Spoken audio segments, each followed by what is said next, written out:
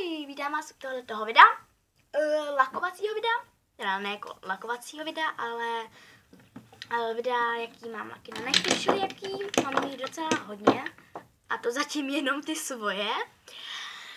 Dostala jsem takovou úžasnou sadu od kamarádky k narozeninám a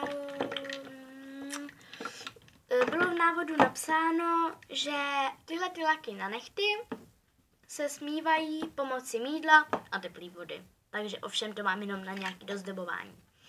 Ale nevadí. Takže myslím, že bychom mohli jít na to. Bum. Takže. Mám tady tenhle ten úžasný lak od značky Rimmel. Jo. Úžasná značka, úžasný lak, úžasně lakuje. A připravila jsem si takovou menší specialitku, že všechny laky, co tady teďka uvidíte, si budu dávat takhle na papírek a pak vám to ukážu asi nejspíš. Jo, ukážu. Takže teda tenhle ten úžasný lak prostě geniálně kreslí, lakuje. Je takovej ne úplně nápadný, ale ne úplně nenápadný. Jako další úžasný lak tady mám tenhle ten. Taky už ten toho moc není, ale je úžasný, značku to nemá. Určitě nějakou značku měl, jenomže nevím jakou. Taky úžasný lak, nádherně se leskne, prostě bombastický, jo. Takhle nádhera. Hezky se třpití, je úžasný. Asi bych si ho teda vzala k moři, nevím proč, ale úžasný. Jako další taky báječný lak je tady ten. Cihlová barva, je to novinka, schne do 60 sekund a je to od značky Rimmel. Jo. Rimmel má hodně laků, ale hodně typů, dá se říct. Asi jo. Protože jeden má, já nevím, teďka jakýkoliv, nějaký má takovejhle obal, jo, nějaký zas takovejhle obal, po každý je to jiný. Takže teda tenhle ten, a to má číslo 3. Pak tady mám takhle dva lesklý, ale tenhle ten později. Teď tady mám tenhle ten v hlavní roli. To jsem dostala od kamarádky k narozeninám. Je úžasně černý, má v sobě nádherný třpytky, takový matný, dá se říct. Asi jo. Je úžasný, fakt nádherná barva, schne to po chvilkách a je takový hrubý, jo. Takový nečekaný hrubý překvapení. Fakt nádherný lak. A značka. Nemá to značku. Je to tady nějaký bláznivý věci, jo. Nemá to značku, ale to nevadí. Prostě nádherný černý jak. Jo, tohle to není značka, to je jenom popsaný něco. To fakt není značka. Je to 3D texturie. Jo. Takže teda taky úžasný. Děkuju. Úžasný lak. Jako další ten třpitivý lak, ten už jste viděli, je tenhle ten od značky Essence. To mě tady jako překvapilo, jo. Škoda, že ho nevidíte. Prostě Essence. Znám zasní. No, teď to vidíte ještě hůř. No, prostě je to značka Essence. Jestli mi to nevěříte, tak je smůla. A jestli jste si všimli v předchozím videu, bylo, že tohleto je od značky Essence. Má to tady Ečko. A co má tohleto? Má to tady Ečko. Zase to nevidíte. Já si to fakt vycím. No, takže prostě od značky Essence, úžasný lak, takový jemně narůžovělý a má v sobě úžasný třpytky. Moje láska. Černá. Miluju tu černou barvu. Prostě při té budu stát kdykoliv. Kdyby hořelo, byly povodně, cokoliv jinýho, tenhle ten lak si beru sebou. Jo, takže tenhle ten nádherný lak. Minilák stál 20 korun. To vím. Můj neceloupen. No to je jedno. Nemá to značku, ale to vůbec nevadí. Prostě můj milovaný lak. Černej. Jo, takže prostě tady úžasný černý lak. Nádhera. Takže teda takhle. Jako další lak, tady tenhle ten průhledný, jak jste viděli. Tohle teda tentokrát značku má to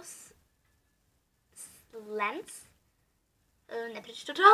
Takže tady prostě jakoby, pardon, takhle.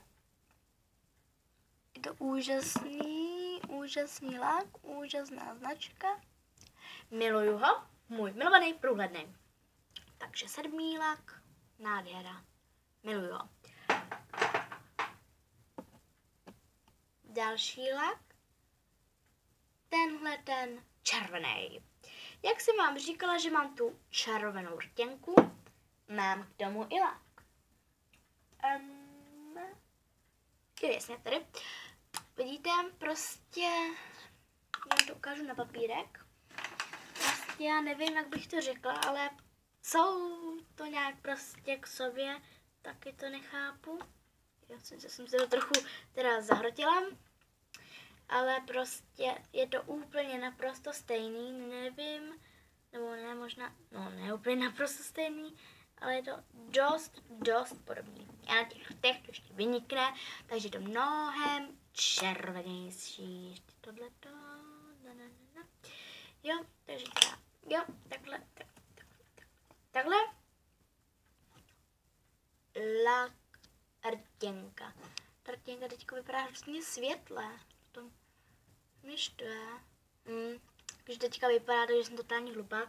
Ale když se kouknete vlastníma očima, tak prostě to je od asi 2 stupně menší. Jo, prostě nevím, jak bych vám to řekla, jestli nevěříte, nevěřte, ale prostě vašima očima je to mnohem lepší. Takže teda takhle. A teďka to je takhle video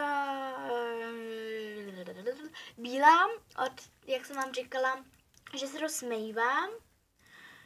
A takže teda to je takhle. Takhle. A takhle mám úplně všechny, prostě je to stejná značka, vám takhle ukážu postupně. Počkat, takže ještě jednou. Bílej, zelený, oranžový, dejme tomu, modrý. Jo, takže to mám takhle. A mě tak napadlo, že by vás možná mohlo i zajímat, ale asi nezajímá, jaký mám odlakovač. Používám úplně asi klasický, co všichni, možná někdo používá lepší, někdo ještě lepší, a někdo používá ten, co já. Já jsem spokojená s tím svým a myslím, že bych ho možná i mohla doporučit. Je úžasný, miluju ho. A to je z DMK.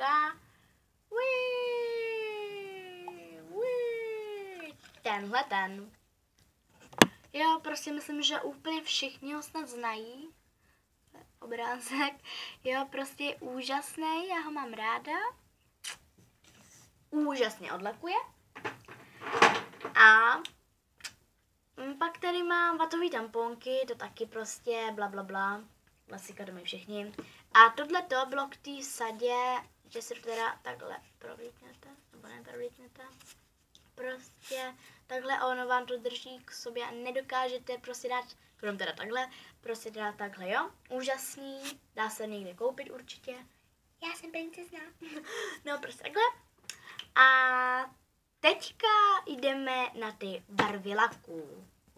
Stupínky! Tady jako ty 9 si nevšimněte, že jsem tam udělala omylem, jo. To fakt ne. Takže teda, no ten černý zaschnul hned, jak jsem vám říkala, ten třpytkovej. Jo, takže teda takhle. To je ten první, co je úžasný, druhý, co je úžasný, ten další cihlový, pak je ten úžasný, pak je ten, co ještě nezaschnul, ten blbej. Tenhle ten třpytkový, jemně růžový, třpytky, černá, to jsem vám ukazovala, tohle to je průhledný, jo. Ten průhledný lak a třpytí se. A tohle je ta červená, taky zaschla hned, jo. Takže teda takhle.